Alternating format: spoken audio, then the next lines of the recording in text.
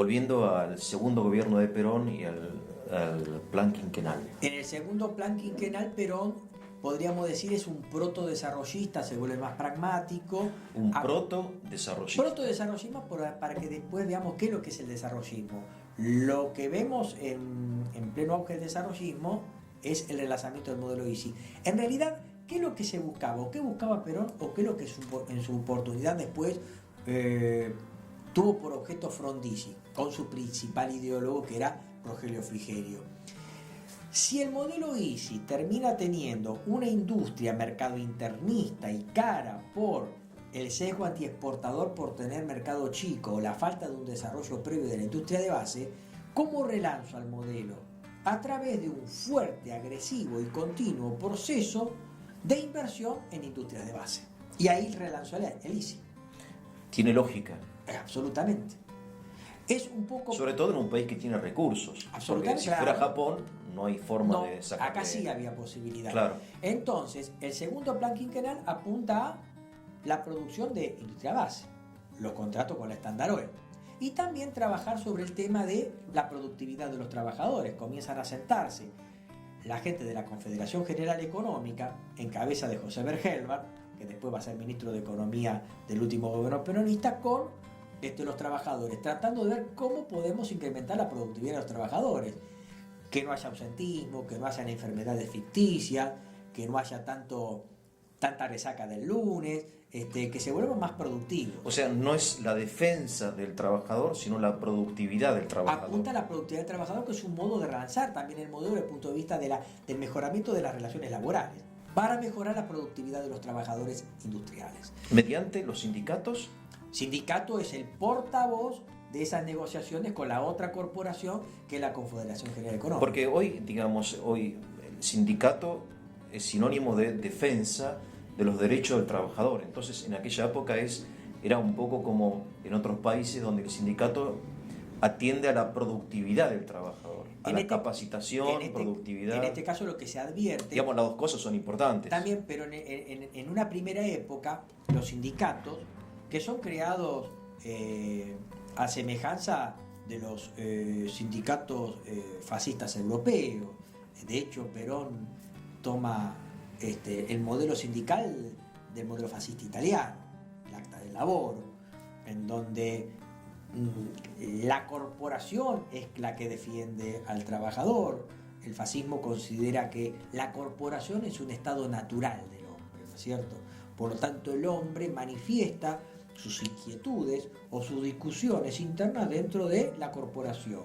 Y la corporación es la que termina negociando y defendiendo los intereses de cada uno de sus integrantes. Pero la doctrina social de la Iglesia también habla de los sindicatos, de los cuerpos intermedios, como corporaciones naturales, históricas, que, digamos, agrupa a gente que tiene intereses comunes, problemas comunes. Exactamente. ¿No? Y es algo natural al ser humano ser gregario y formar parte de una comunidad. La más básica, la familia. Claro. Pero la otra puede ser el club, la asociación, el sindicato. El sindicato está representado en el Ministerio de Trabajo. Exacto, y con personería del Ministerio de Economía. O también el tema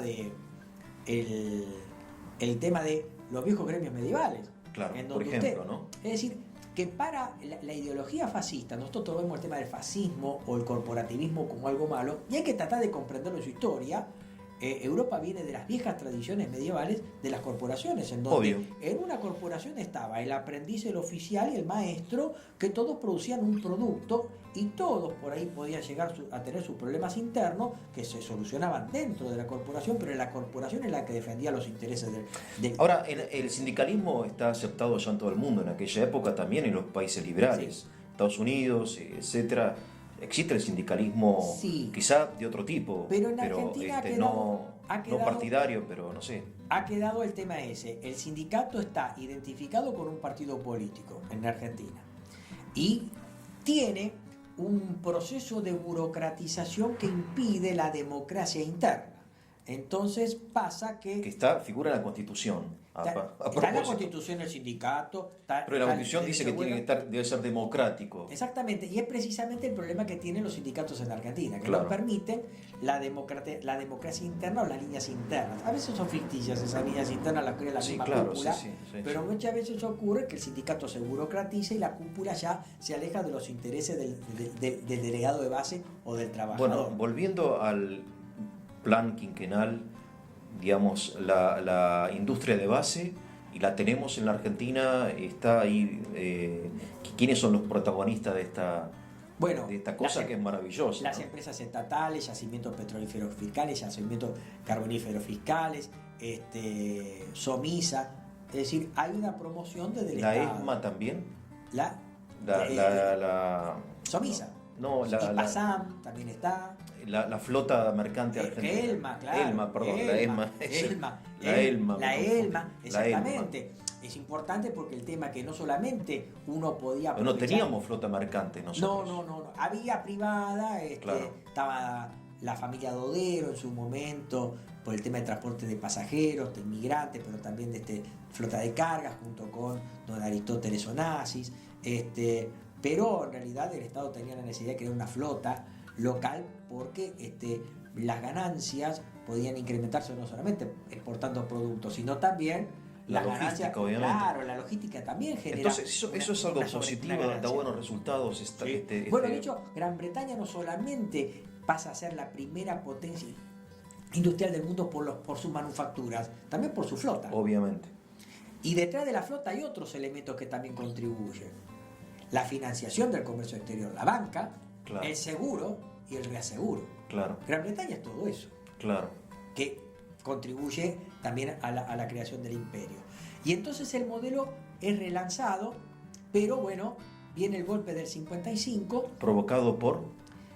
Principalmente por sectores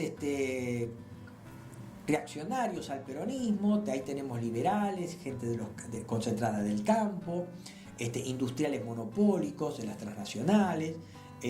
Obviamente también Perón cambia el eje de su visión católica, tiene ciertas diferencias con la Iglesia, el tema de la ley de divorcio, la ley de profilaxis, que tolera la prostitución y sobre todo una visión laicista que Pero desde el punto de vista económico, estrictamente, ¿hay intereses económicos en el 55?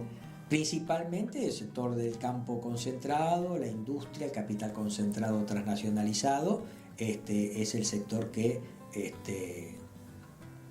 según su opinión, el 55 fue un retroceso. Fue otra Argentina. En realidad el golpe de Estado lo lidera Lonardi, que era nacionalista. Y después el golpe hace un golpe y lo derrocan a Lonardi. Y el Estado comienza a zigzaguear.